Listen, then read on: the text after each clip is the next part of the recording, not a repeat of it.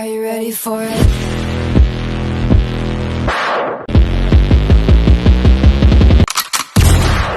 Assalamualaikum warahmatullahi wabarakatuh.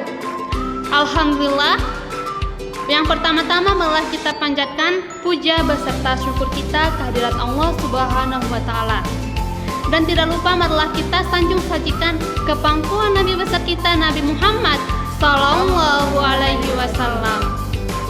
Dan tidak lupa pula kata-kata penghormatan kami kepada Ibu Dr. Marlia Sastro, SHM HUM, selaku dosen pengampu di mata kuliah Hukum Perikatan kelas 4A.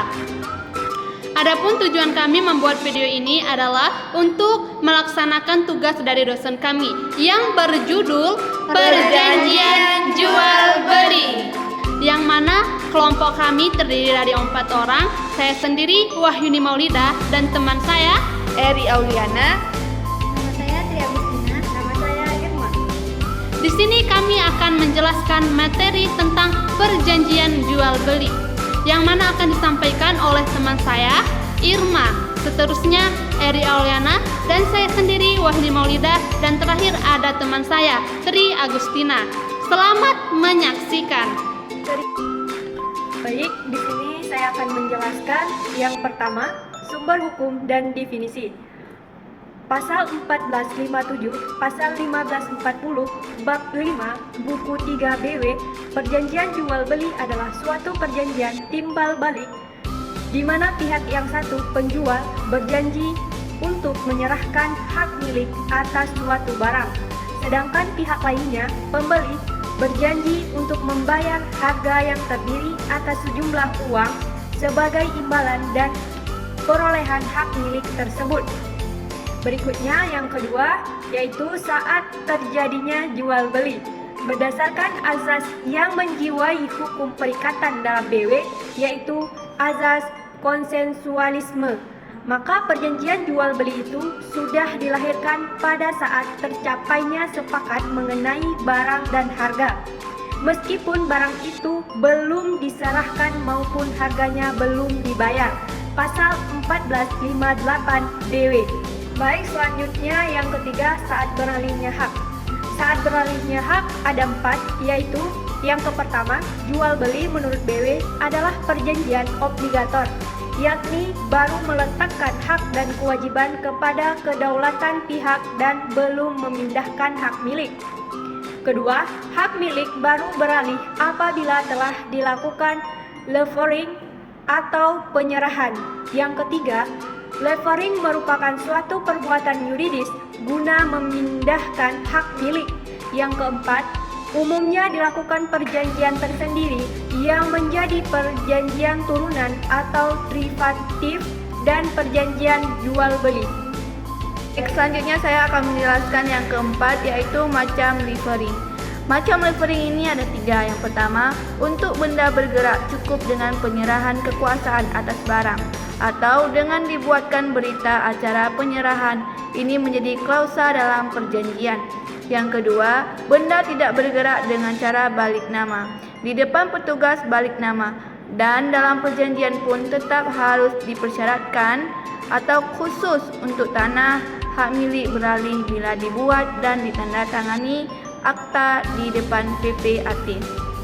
Yang ketiga, untuk benda tidak bertumbuh, contohnya yaitu jual beli jasa dengan cara casing, yaitu penyerahan piutang atas nama dan kebendaan tak bertubuh lainnya dengan membuat akta autentik atau di bawah tangan di mana hak kebendaan itu dilimpahkan. Baik, selanjutnya 5 sistem kausal. Dalam BW, sahnya levering ada pada 2 syarat. Yang pertama, sahnya titel yang menjadi dasar dilakukannya levering, atau maksudnya merujuk pada perjanjian jual beli atau belinya. Yang kedua, levering dilakukan oleh orang yang berhak berbuat bebas terhadap barang yang diliver, maksudnya adalah pemilik barang. Selanjutnya, adapun yang dimaksud dengan sistem kausal ini, apabila perjanjian jual beli menurut hakim itu batal, maka perjanjian leveringnya pun ikut menjadi batal, sehingga konsekuensinya barang dianggap tidak pernah delivered. Yang selanjutnya, hal inilah yang perlu diantisipasi dalam klausula perjanjian jual beli. Namun demikian khusus untuk benda bergerak ada asas siapa yang menguasai dianggap sebagai pemilik. Hal ini diatur dalam pasal 1977 BW. Baik, selanjutnya 6. Hal esensialia dalam perjanjian jual beli, yang mana ada 3. Yang pertama, kecakapan. Adapun yang dimaksud adalah subjeknya yang membuat perjanjian harus cakap menurut hukum dan wewenang. Yang kedua, barang yang diperdagangkan, apakah menurut berat atau jumlah, kaitannya dengan resiko yang harus ditanggung si penjual.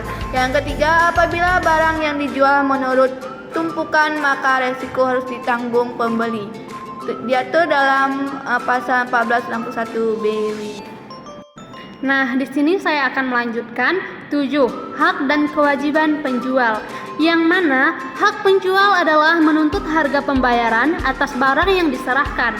Hal ini dalam perjanjian dielaborasi dengan membuat klausula tentang harga, mata uang yang dipakai, dan termasuk metode pembayarannya. Seperti apa? Apakah cash, transfer, atau cicil? Kalau cicil, berapa yang masuk dengan nilai cicilan berapa rupiah? Kewajiban penjual yang pokok adalah menyerahkan barang ke dalam kekuasaan pembeli. Ini ditindaklanjuti dalam perjanjian dengan membuat klausula kapan dan di mana barang akan diserahkan.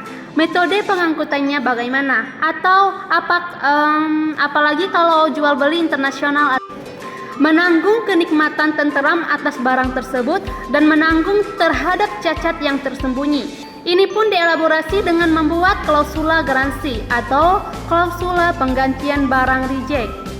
Dan kedelapan, hak kewajiban pembeli, yang mana hak pembeli adalah berhak menuntut penyerahan barang yang telah ia beli. Kewajiban pokok pembeli adalah membayar harga yang telah ditetapkan dalam perjanjian. 9. Tempat dan waktu pembayaran. Dalam perjanjian biasanya ditentukan tempat di mana harus dilakukan pembayaran. Caranya dengan membuat klausula tersendiri, termasuk kapan dilaksanakannya pembayaran, serta konsekuensi bila terjadi wan prestasi pembayaran, apakah terlambat atau keliru. Yang ke-10 ada resiko. Apa sih yang dimaksud dengan resiko itu?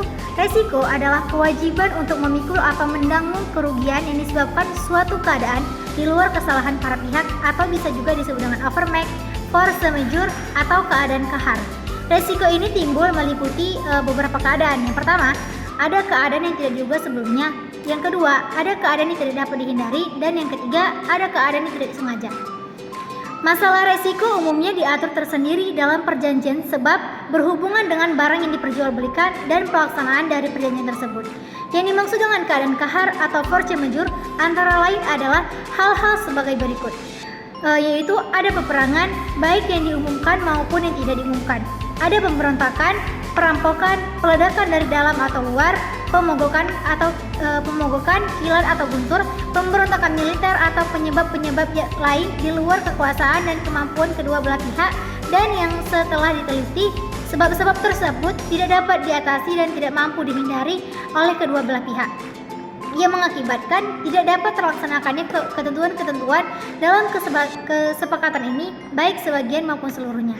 Nah, yang terakhir ada 11 hal penting lainnya, yaitu umumnya biaya penyerahan barang dipikul oleh si penjual atau biaya pengambilan dipikul oleh pembeli atau berdasarkan kesepakatan yang diatur dalam perjanjian. Ada kewajiban menyerahkan barang meliputi segala sesuatu yang menjadi kelengkapan barang seperti surat bukti hak milik. Dan yang terakhir, adanya potensi tuntutan, apakah itu dicantumkan atau tidak dalam perjanjian. Apabila pembeli tidak membayar harga barang, maka penjual dapat menuntut dibatalkannya perjanjian jual beli. Nah, jadi teman-teman, kesimpulan dari materi kami yakni adalah jual beli ialah suatu perjanjian tukar-menukar benda atau barang yang mempunyai nilai secara sukarela di antara kedua belah pihak. Yang satu menerima benda-benda dan pihak lain menerimanya sesuai dengan perjanjian atau ketentuan yang telah dibenarkan syarat dan disepakati. yang mana perjanjian telah ditentukan dalam pasal 1457 sampai pasal 1540 bab 5 buku ketiga BW. Sekian materi yang kami sampaikan, semoga bermanfaat kepada kita semua. Kami akhiri, wallahu muwaffiq ila aqwamit thoriq. Wassalamualaikum warahmatullahi wabarakatuh.